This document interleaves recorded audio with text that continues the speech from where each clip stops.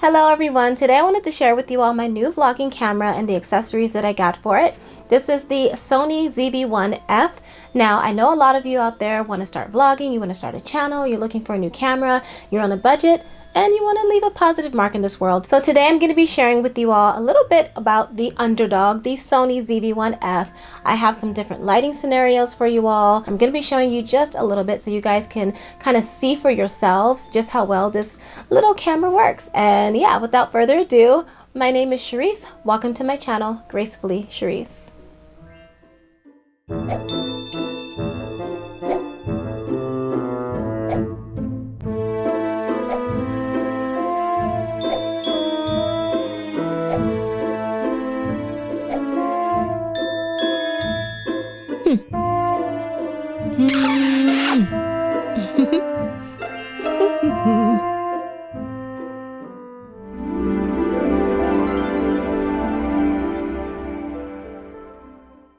Okay, so before we get to the different lighting scenarios and going out and about, I wanted to share with you all the accessories that I got for this camera so that everything will make sense. Okay, so first, we are going to protect the camera. It is so important. I will always suggest this to you. When you're using a camera, whether it's a point and shoot, DSLR, mirrorless, always have it strapped to your person, okay? So either have it around your neck, have it on your arm, around your wrist, or around your hands, okay? Right now I have this sparkly baby pink wrist strap on my camera. So it comes with 6 in a pack. So this particular pack, there are different packs, but this one comes with clear, pink, black, purple. This is like more like a lavender, green, and blue. But please remember, I didn't want it to be something that was just attractive looking. I wanted to make sure that this was strong, it was bold, you would have that feeling of security that it was actually going to work. This string goes all the way through, and so far with my testing, it's worked really well. Right before you get to this round jewel here, it's knotted. It looks like there's a little bit of glue, and then there's another knot on top of it, and looks like there's also some more glue. So far, it's really sturdy. It's pretty comfortable for the most part. It's like meant to be sparkly, so there are some like little ridges, but overall, I would say it's like 90-something%, maybe 90 to 95% comfortable. Strap yourself in, okay? Next thing you want to make sure to do is to protect the screen, okay? You want to protect the screen. The Sony ZV-1F is even more of a touch screen than the Sony ZV-1 is. So you definitely are going to be touching this unless you just prefer touching the dials. Either one is fine with me. I'm so used to touching dials. But still, you want to protect your screen because it's going to protect your screen from scratches. And actually, one of these packs actually came with these little balancer situations. Now these just make sure that your camera is nice and balanced out, the horizons leveled, although the camera already has something like that, but these are just cool to have if you just want to take a quick look and you put this in the cold shoe of the camera.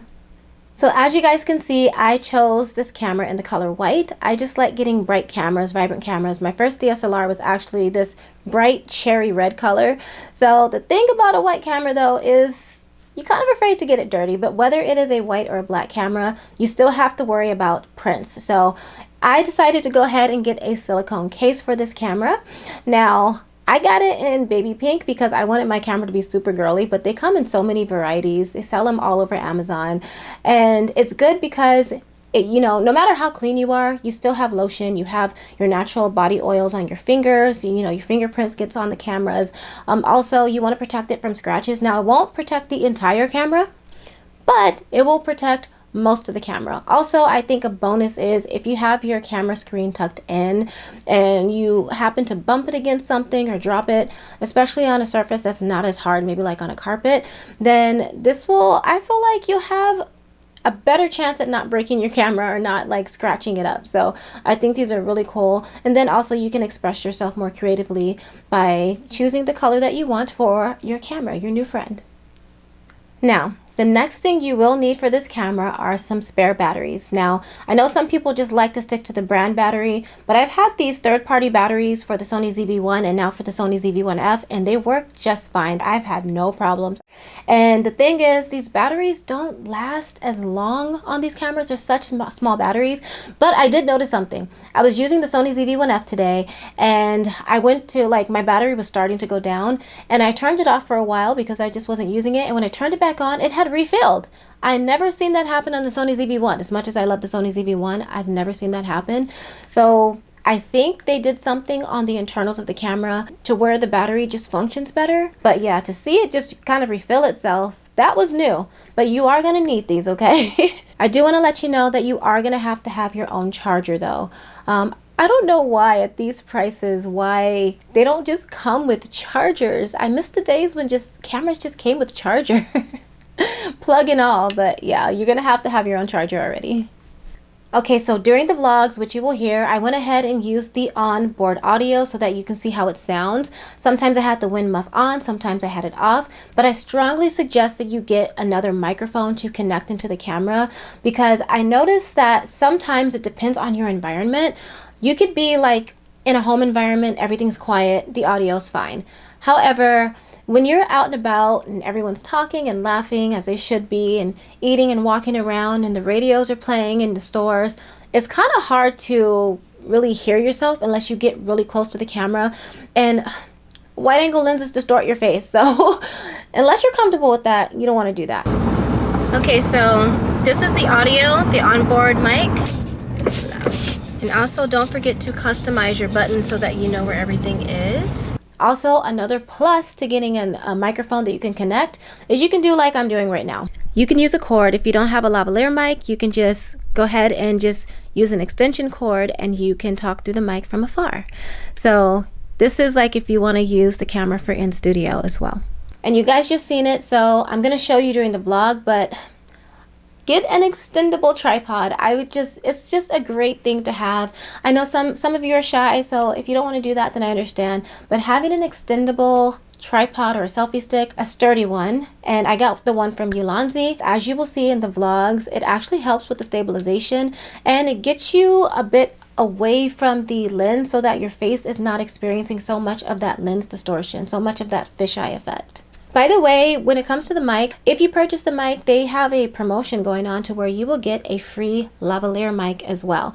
It is wired, it's not Bluetooth, but that's cool. Some people don't like using Bluetooth because Bluetooth is kind of dangerous and we already have so much coming at us with our devices. So it does come with a free lavalier mic as well. So next thing I suggest that you get if you're planning on using filters on your camera, step-up rings. I'm just going to suggest that you buy a whole pack. Here's why. So unlike the Sony ZV-1, which again I still love, you can't actually thread something onto the camera like directly. I didn't like the whole glue situation, so they did add a threading and it is 40.5 millimeters in size. So you're going to add this. And what happens is now, if you don't have a filter, whether that's an ND filter, circular polarizer, any of the creative filters like soft effects and the ones that create stars and everything, if you don't have a filter that fits the threading of 40.5, a step-up ring is actually going to help you. So this one goes from 40.5 to 52 millimeters. And I do have filters that, are 52 millimeters. Here's the thing I've learned just doing photography and just having fun with cameras. Sometimes the bigger size filters are actually cheaper than the smaller ones. So if you have step-up rings where you can just work your way up to that bigger size, you can save money. So this is why it's good to have like a whole pack of step-up rings with you, okay? So speaking of, let's talk about filters. I don't want to get too techy, but if you go by the 180-degree rule, depending on your lighting and everything else like your environment, it might still be too bright. So having an ND filter, putting on those sunglasses for your lens is going to darken things up, and that way it's not going to be overexposed. Having a circular polarizer, and actually let me put this one on. The threading for this camera is 40.5 and I have a step-up ring here that is 40.5 to 52 millimeters. This is 52 millimeters. It doesn't fit the camera. So I'm going to go ahead and put this on. And there you go.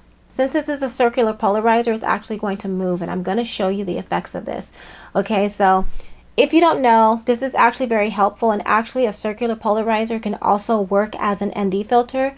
Kinda, just a little bit, so it does darken the footage a little bit. However, if you're trying to get a creative shot of your friends, say in a coffee shop, you're outside of the window, you want to like film them or photograph them as they're sitting inside of the diner, inside of the coffee shop. If you turn this just the right turn, you're going to be able to see through that window, through those reflections, if you use a circular polarizer. Now, here's something that is less talked about. It's actually good for your skin because our skin, it's also reflective, it's a reflective surface. So if you use these, you can actually control the appearance of oily skin. It mattifies things, but don't do it too much. because you're gonna look as dry as the Sahara. You don't want that, okay? You're gonna look too flat and dry. Don't do that. And last but certainly not least, a camera bag. I love this cute little bag. It's so small, and when I get camera bags, I don't really like for them to look like camera bags. I don't like to scream, hey, I'm a photographer, or hey, I'm a videographer, or hey, I'm a vlogger. I just like to be modest and more discreet. So I got this cute little bag. It actually goes to another camera, but I thought this would be really nice. I am a minimalist, and so I just don't want to carry so much with me. The only bad thing about this is the tripod that I currently have was a little bit too big for this, and I just thought that I can kind of fit it in there slanted, but I am going to get a smaller version of the Ulanzi tripod as soon as possible. But otherwise, I mean, if you choose not to use a tripod, then it doesn't matter. You can move this piece anywhere you want so that you can customize this bag to be exactly what you want it to be. However, if that one's too small and that one's not so much your taste, then this one actually, this is so, I love this one. I love this color.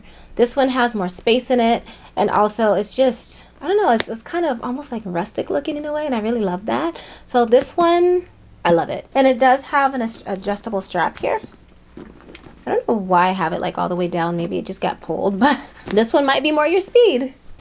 Let's get to the vlogging footage. Just to let you know, if my footage looks a little bit different, like everyone's footage might not look the same, it's because I strongly believe in customizing your camera before you actually get started. I don't like using things on auto, so I did have it on manual mode, and I also adjusted the settings to where I adjusted things, and this is just the photographer in me, to where it's flattering for the human face and skin. So if you are uncomfortable with any skin issues like hyperpigmentation, any like fine lines, wrinkles, scars, textured skin, anything like that, these cameras are set to where things are contrasty and sharp, and it is going to exaggerate those things on camera.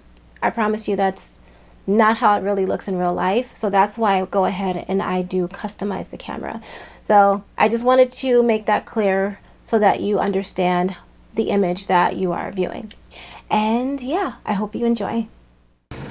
Okay, so this is, I'm gonna do a stabilization test, and what better time to do a stabilization test than in the car. So I know an issue for some people, the stabilization is not that great, but I would always suggest that you do like I'm doing, and I have this camera on an extendable tripod, and there's less like movement, less shake. So this is yeah, in the car. So now the stabilization is off. We're coming to a halt here, but there's still a little movement.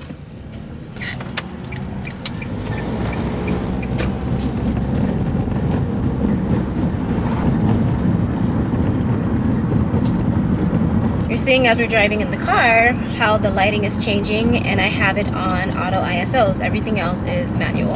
Having the case on this camera, it actually makes it a little bit hard for me to like change, you know, move the wheel in the back of the camera. They need to kind of fix that. I'm trying to change the aperture here. When we get into the store, I am going to be showing you guys the difference between handheld and extendable tripod. And you guys will see exactly what I'm talking about. There's more movement when you have your hand directly touching the camera versus when you have it on an extendable tripod. So I'll see you in the store. Now I'm going handheld, and stabilization is off, okay?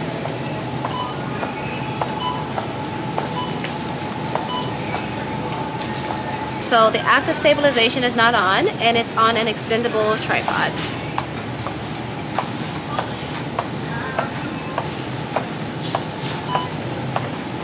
Stabilization test, handheld, and the active stabilization is on.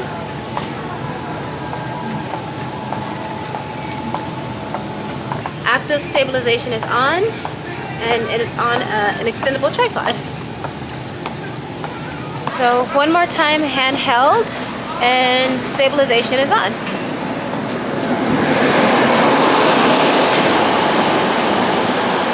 This is a different time of day, so you're seeing me transition from just different lighting. Now I'm outside, of course. How smooth did that transition? I have it on auto ISO. Seems like it's doing pretty good. As someone who has been dealing with cameras literally since childhood and who has been using cameras professionally for a little over a decade now, I will strongly advise you that no matter what anyone says, yes, pay attention to the specs, learn how to use the camera. I have to stress that too.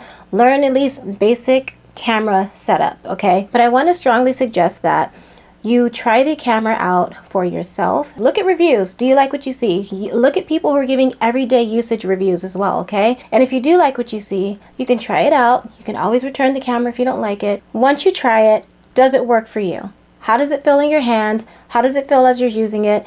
Are you still liking what you're seeing when you record your own footage? After you adjust your settings and everything, do you still like it? And does it work for you, for your usage, your budget, no matter what anyone else says, no matter how big the channel is? How do you like it? Again, think for yourself, trust your eyes, and see how it works for you. So would I suggest this to be a main camera? If that's your budget, look, you can make things work. It's not always about the camera, it's about the artist, okay? And it's about having some knowledge of, like, basic knowledge of camera settings. Just understand that since this is a wider frame when it comes to the millimeters, understand you're going to get more in the frame. So make sure your scene looks exactly the way you want it to look. Or you can film in 4K if your computer is able to handle that. I don't film in 4K at this moment, but that way when you film in 4K, you can crop things in and you won't really lose quality. The Sony ZV-1F, I would not just stay here. You know, eventually, if this is what you can get now, get it now. But if you can work your way up to a Sony ZV-1, that'd be awesome. But this is something that is good to start off with. If you are on a budget, don't see this, you know, this is the underdog, but don't see it as like less than. Again, it's about what you do with it. This camera can produce some great footage. Again, do what works best for you. You can make it work. So that's it. If you like what you see, if you think that the camera's a cool camera, try it out yourself. Doesn't matter what anybody says, doesn't matter what anybody thinks. Try it for yourself and see if it's good for you, your usage, your life, your budget. Nothing wrong with that, no shame.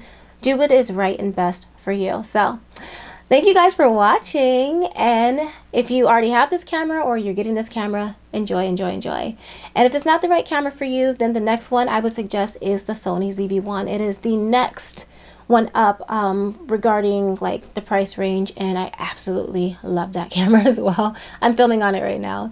So until next time, you all, do all things in love and gracefully.